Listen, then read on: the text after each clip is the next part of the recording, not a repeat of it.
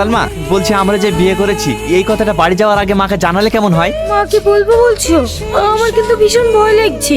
আরে ভয় পেয়ে না তো, কিচ্ছু হবে না, দেখি না কি বলে। হ্যাঁ বল বাবু, ভালো আছিস? হ্যাঁ মা, ভালো আছি। একটা কথা বলতাম।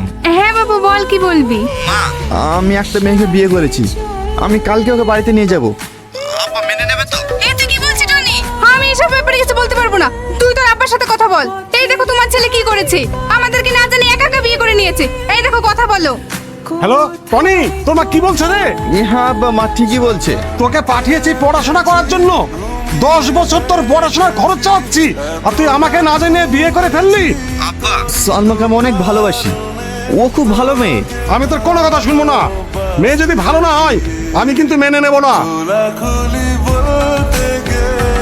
ওগো, মন খারাপ কেন?